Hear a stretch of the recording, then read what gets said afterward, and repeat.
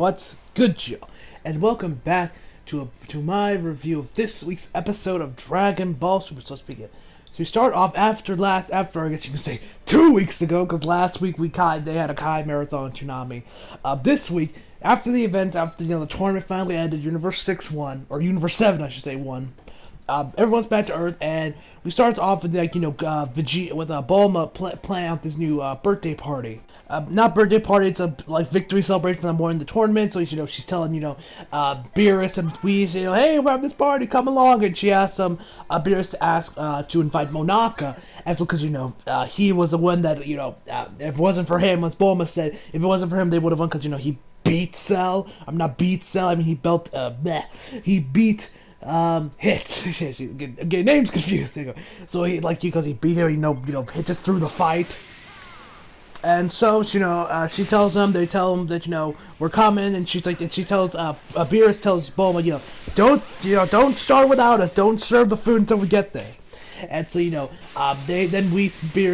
Beerus tells, Whis to make sure that Monaka doesn't come, because, Goku wants to stay sparred, because, he is apparently the second strongest person, because he's the strongest person Beerus has ever faced off against. He's like, if he knows that Monaka is a weakling, he's a weakling, he will lose his motivation to train, which kind of brings me to one of my, one of two major plot holes I had with this episode.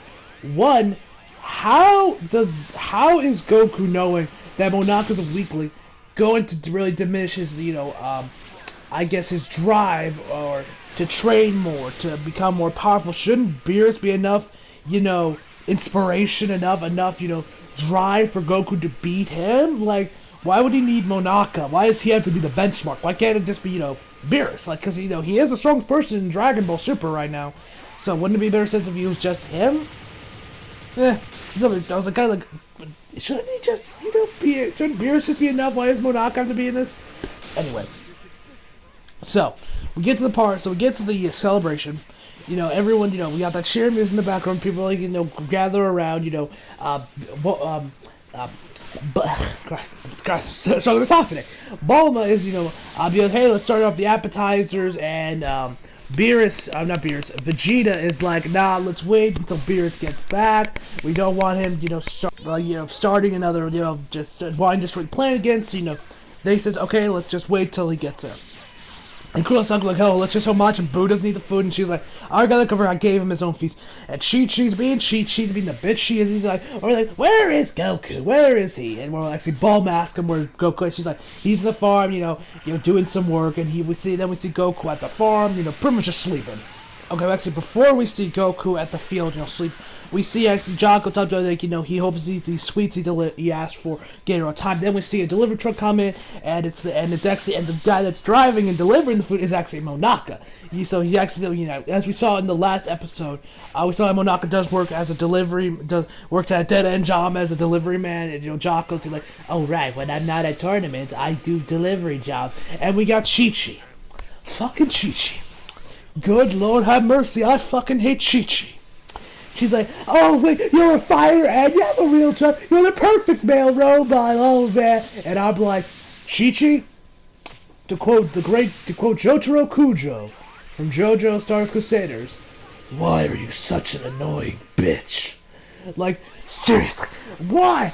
Like, seriously, Chi-Chi, what is with you? Why do you want Goku to have a job? He saves the Earth! How many times now? Ugh, okay, enough of my mini rant about how much I fucking hate Chi-Chi. This bitch triggers me every time. Ugh. You guys know how much I hate Chi-Chi. So anyway, so we get back to Goku.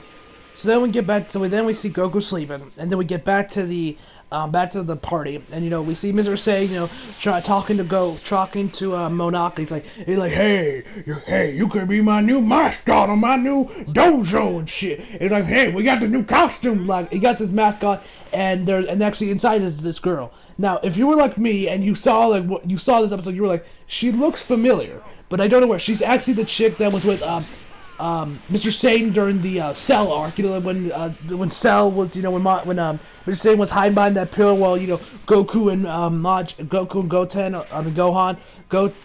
and Gohan are going against Cell. That was actually her. She's back. She's back. She's now wearing the costume, the Monaka costume Mr. Satan has made. So then we get to see Goku. Actually, not Goku.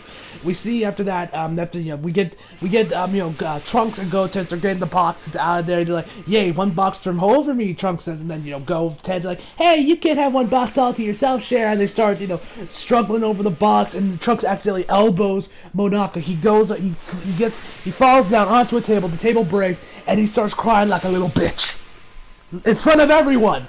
Mind you, in front of everyone, like he is like kind of like hiding, like he's not like on his.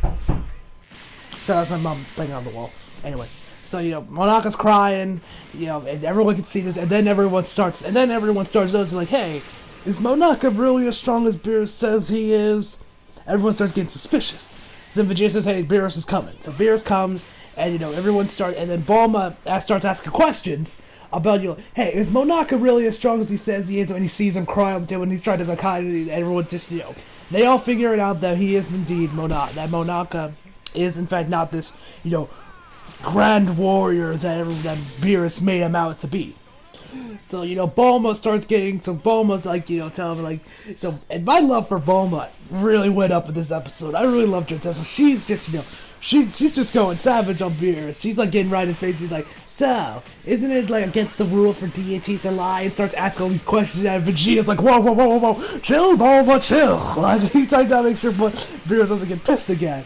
And Bulma doesn't care. She doesn't care. I love it. Bulma gives zero fucks. I love that. I love that about character. Like, my love for Bulma has gone up. She is definitely ranked up on, like, the best girls. I still think Vanello's best girl, but I think she's definitely moved to second place with how savage she is. So, so everyone starts realizing she's fake, and then Beerus tells everyone, don't tell Goku, he must not know. So Goku via instant transmission shows up behind Beerus. He's like, you startled me. Never ever startle a destroyer. So he gets up, and then he gets to Monaka. He's like, hey Monaka, it's time to fight. And then we get Chi-Chi. Chi-Chi is back at it again. She tells Goku like, hey Goku, change! How dare you come in those reds?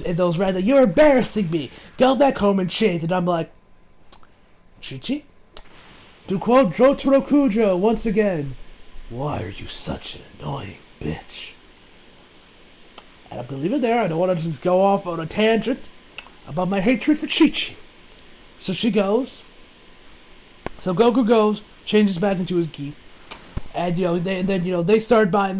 So Chi-Chi says they buys him over a couple minutes, and Beerus tells Chi-Chi like, "Oh wow, thank you, Chi." He's like, "Thank you."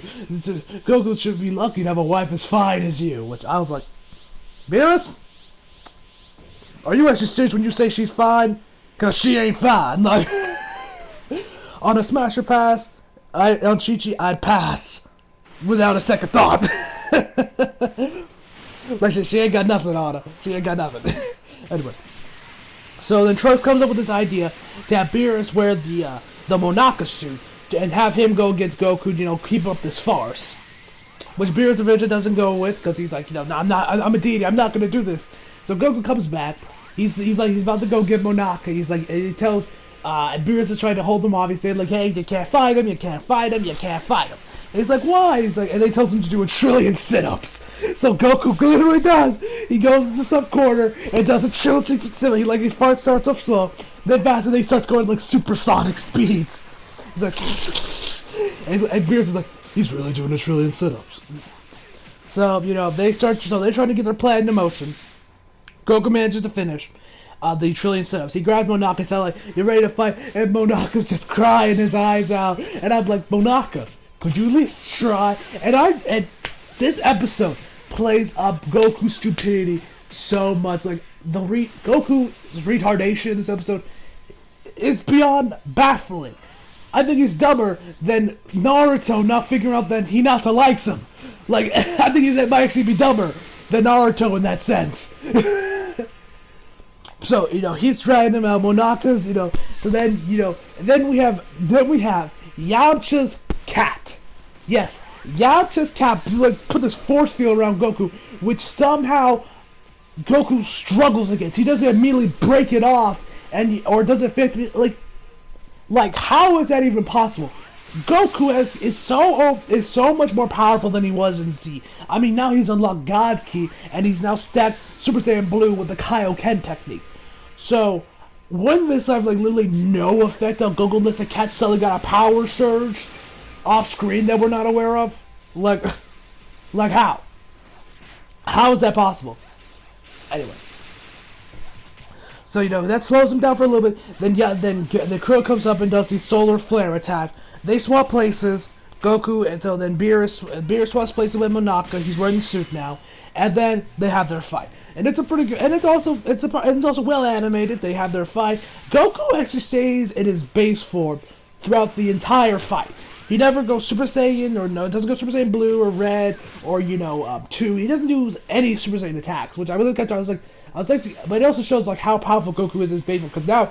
He can definitely, I mean, he can't really give Beerus a run for his money, but he can definitely, hold his own for a little bit in his base form against Beerus. So they're fighting. Beerus' suit tears up during the fight. Because how, buddy, they're thrown down and Beerus tries to hide him. And he uses his other hand. They keep going at it, and then until Bulma says, okay, it looks like they're about to destroy Metro Destroyed. We stop him.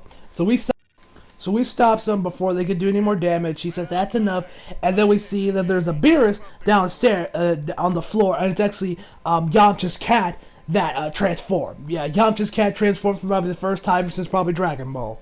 She transforms into Lord Beerus, and she doesn't even try to disguise his voice. Like, it's so obviously not Beerus that I'm shocked that Goku didn't immediately pick up that that's not Beerus, besides that their eyes are completely different. He's like, stop fighting! And so then they get back down, and Yamcha, fucking Yamcha, useless Yamcha, strikes again and nearly screws everyone over again like he did in Battle of Gods. He says, oh man, can't believe Monaka blacked out halfway through the fight. He missed everything. Yes. And then Goku looks around, sees Monaka right there. And then he sees Monaka, Beerus in the Monaka, so he's like, huh? What's going on? And everybody looks at Yamcha like they want to, and Beerus, he's like, I wore this stupid costume for nothing. He charges up his ki, and Goku.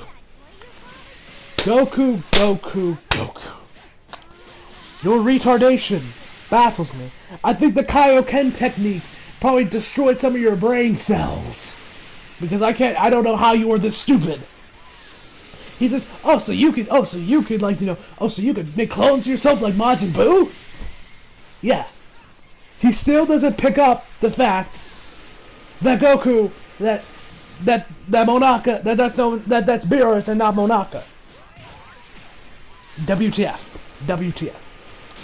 So that's where this episode ends. Beerus takes off the helmet and he says, let's eat. That's it. So overall, really great episode, really entertaining episode, and I'm definitely, I wouldn't say I'm looking, and I'm definitely interested. If the rest of the 6 episode filler arc is like this, where they're all like kind of entertaining, I think I'll be fine, because in case you don't know, we're actually getting 6 filler episodes before the Goku Black arc, which in case you don't know, that's about a month and a half of filler before we get to Goku Black. So let's see how much Toei's going to test my patience for making me wait this long for the Goku Black arc. So yeah, I'm looking forward to getting the rest of the filler arc that's done and finally see the Goku Black arc. I'm really happy to see the Goku Black arc. So yeah guys, hope you guys enjoyed the video. Leave a like. My final verdict is a 9 out of 10 for this episode. Hope you guys enjoyed the video. Leave a like if you did. Subscribe if you're new. Follow me on Instagram and Twitter if you're feeling like it. Links down in the description box below. And as always, come back for more. See you guys next time.